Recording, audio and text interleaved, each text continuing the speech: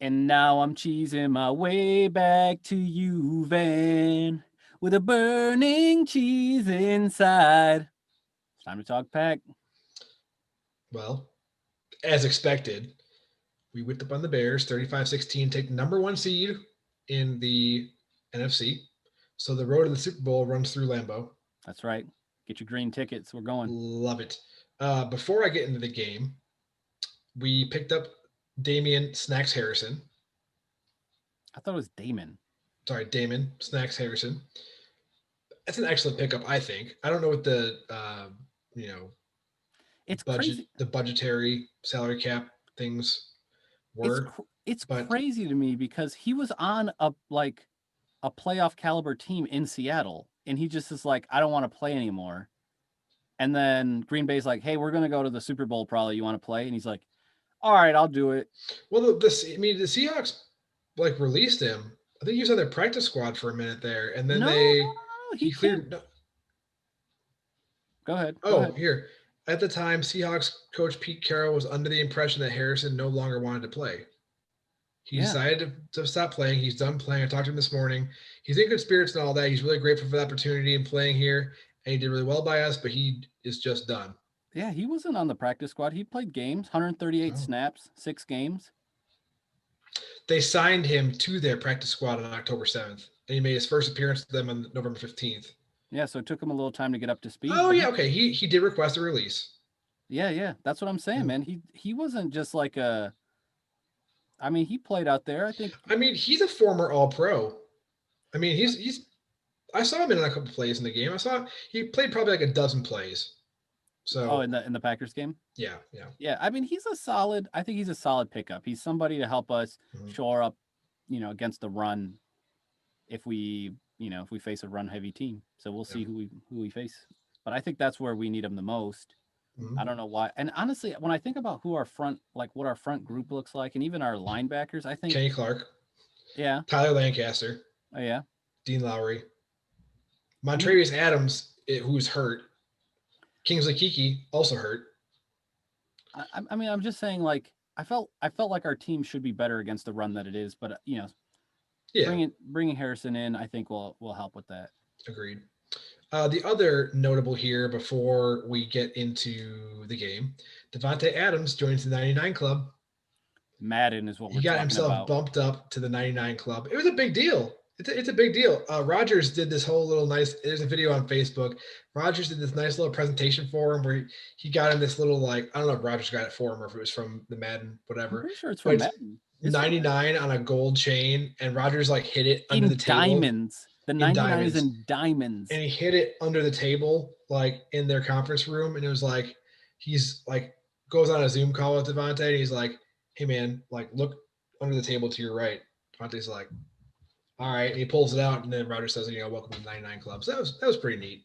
And Good then for him. Roger said, if they ever make a 97 club, I hope to get one of those chains. No, he said 17 Club. I don't remember. No, he said 97, but 97. Okay. Devontae Adams Anyways, did say that 17's in the 99 club. he did.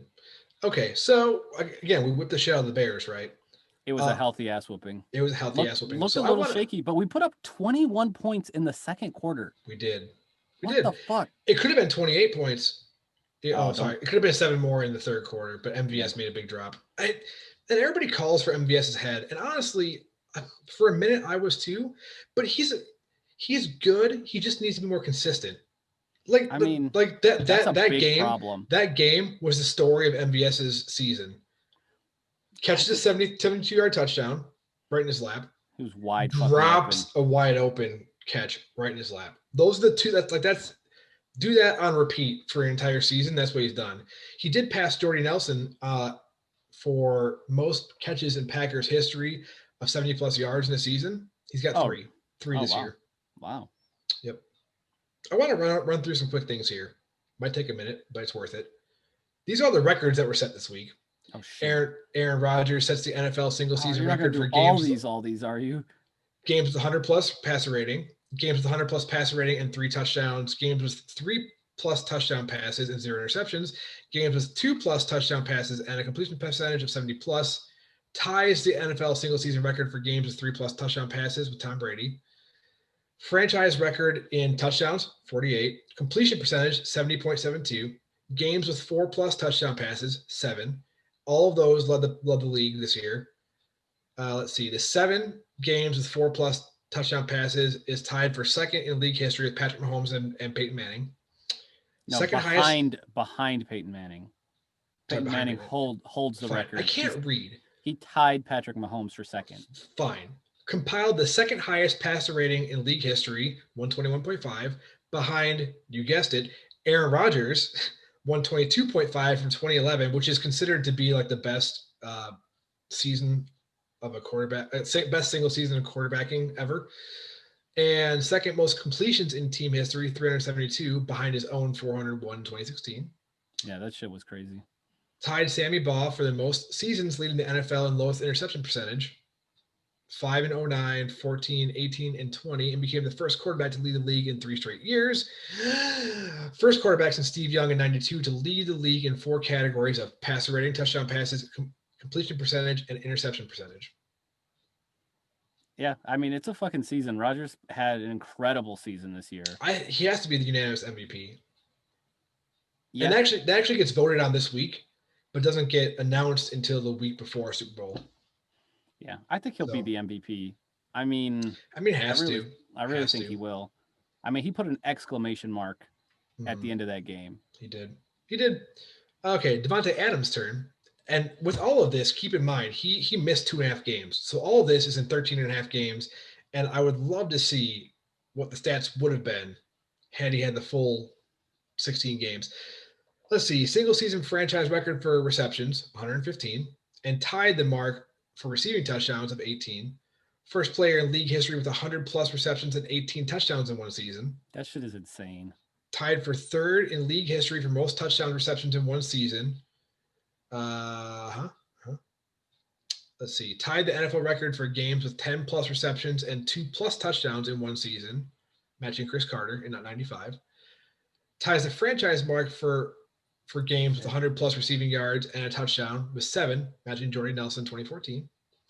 Second most games in league history with 10+ receptions, 100 yards, and a touchdown with 5, behind Michael Thomas last year in 2019. And second most games in team history with multiple touchdown catches with 5, behind only Don Hudson with 6.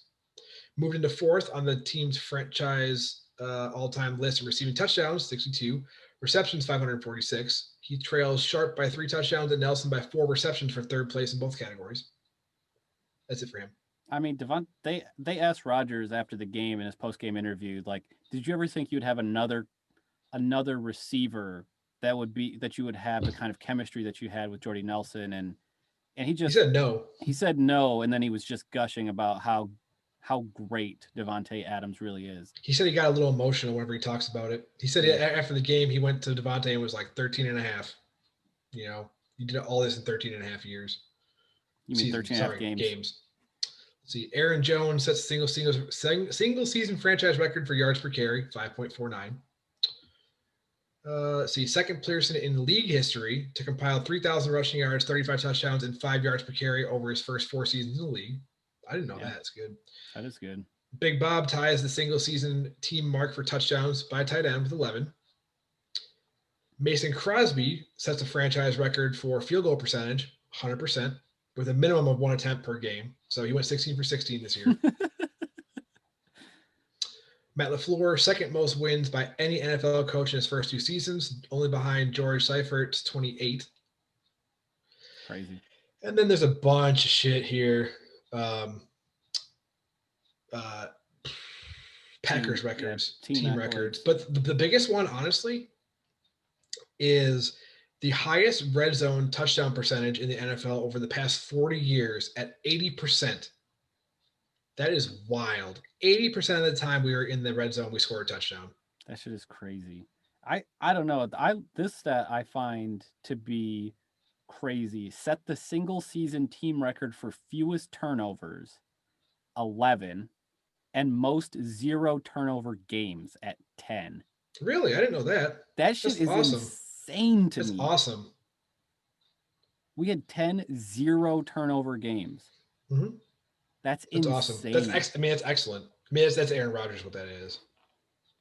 That's the single season team record for Green Bay. That shit is insane. I also want to point out that we finished. Devontae Adams finished with more touchdowns than Mason Crosby had field goals.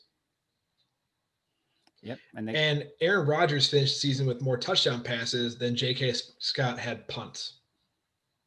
I mean, it's been a historic season. I mean, to say the least, we've already put fucking 10 minutes into just records for this for players in the team. Sorry. I'm a little sorry, but I'm not really because we don't have a game to talk about coming up because we got to buy.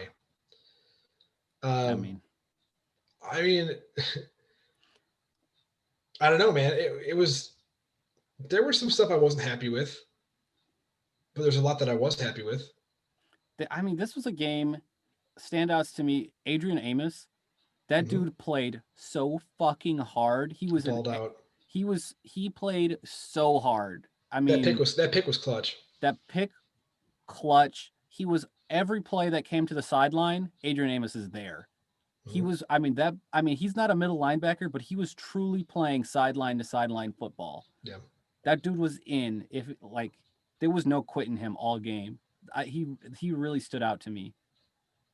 Jair did the same. Jair played. I No, mean, no one throws the ball his way anymore. I think everybody understands. I mean, it's true. Like Jair is so good that you don't even get to see how good he is because they don't throw it his way anymore. Exactly. It's I don't know. It's ridiculous. He had a couple good passes defensed, but really there were very few plays running his way. Yeah. We talked about MVS already, Yeah, right? the huge drop. I was fucking sweating him in that third quarter, early in the fourth quarter. Do you know in the first half we had 21 points on 21 plays? Damn. We only ran 44 plays and we scored 35 points. I mean, Ridiculous. We lost time of possession battle by like 11 minutes. which is highly unusual. The Bears came out playing our strategy. They we could not in the There's a first drive where three quarters. there was at one point they were 4 for 4 on fourth downs. I was gonna say on we were giving up way too many short yardage third and fourth downs. It's just I mean, I swear if I had seen another Mitch Trubisky quarterback sneak for a first down on a fourth and inches, But Mr. Trubisky didn't, other than, I mean, fine, quarterback sneak, but he didn't do anything that was like, oh, yeah, they're going to totally go far in the playoffs. Mr. Trubisky was just Mr. Trubisky. yeah, I mean they did the I mean, Allen Robinson had, what, 2 dink and dunk. catches? I mean it was all dink and dump except for basically one long pass. Yeah. Yep. He tried to throw another long one, I but mean, that was the one play that he threw to Jair's way, and it got blocked. It got knocked down. did you know that at one point, too? Oh, yeah. This is something I had from earlier in the second quarter. We had scored touchdowns on 19 consecutive goal-to-go drives, which I'm sure that went up now since we scored more points. But Shit. and then Rogers hits what was it? Dominique Daphne That was for a touchdown. ridiculous. I was like, what the fuck? The fuck is he a fullback? I texted you. I was like, I think Rogers just threw it to his seventh read. I mean, Like, and actually, one big thing being a self pass in the style of Brett Favre. ridiculous. Daphne was seventh. Rogers, guy's ridiculous. After the game, he was asked, "What's your message for the guys with the upcoming week off?" His answer was, "Don't get COVID." Yeah. But one thing we didn't talk about here that was probably the biggest storyline before the game, Bakhtiari tears his ACL in a non-contact injury in practice. He's out for the rest of the season, might not be available till mid next season. Yeah. Which, like, horrible freak accident because he just signed this huge contract, arguably the best, left tackle in the game. Rogers called him a future Hall of Famer, which he continues at the rate he is, absolutely. But our offensive line did not miss a beat. Yeah.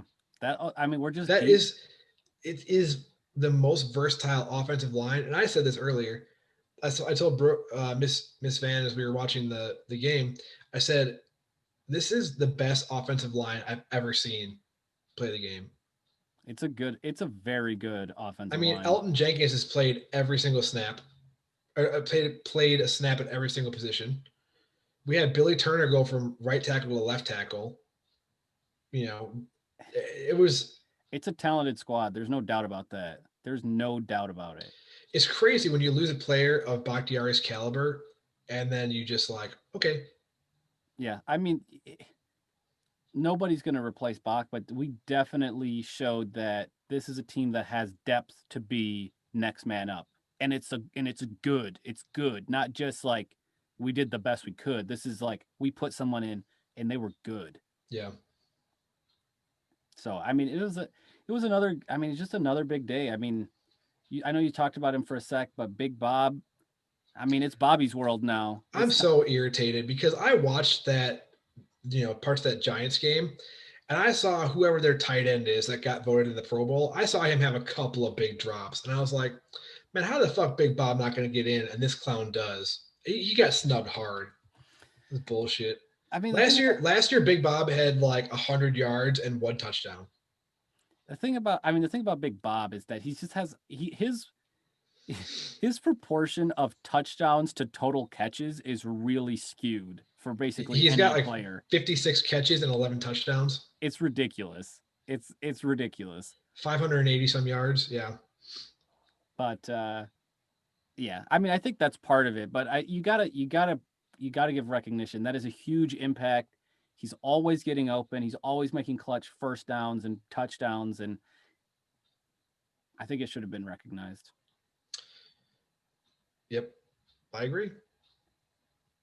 It just a what a great season, and especially with Such a all good with season. all the off-season drama about Jordan Love, who I don't think was actually even technically active for a single game. He wasn't I on that. don't He think was so. always listed as inactive. He's on the sidelines, but listed as inactive. Yeah, he Uh, wasn't. I mean, he wasn't suited most. I don't remember all ever seeing that him suited. all that drama and everybody saying that the 13-3 last year was a fluke and all that. And can you imagine how much better this team would have been too had you had been able to have in person, more in person practices and things like that too. I thought it was interesting. I heard some comments saying that they actually simplified their everything they're doing as far as the Yep. offense to really make it shine and make sure that they had all good cohesive play that they thought would translate into wins, and that's what we saw. And it's been good. So good. So take a break for this week and hopefully, I guess get nervous because last time I remember was it the last time we had the number one seed was 96, and then I think it might have been either I think it was oh 07, 2014, 2011, 2011, 2011 and 96. But I remember one time was it must have been 2011 when we had a bye week or whatever it was, and then we shit the bed coming out of it. So We play the weakest seed that remains, right? yes, I think there's a very good likelihood that we end up playing the Rams. I I really think that's who we'll end up with. you think I don't. so? Yeah, I think so. I think the Rams are going to beat the Seahawks. But And hold the predictions. Hold it. It's for the next section. Chill out. all right, sorry. Well, let's roll into the next section then. We got to stop talking about this. Bye. Bye.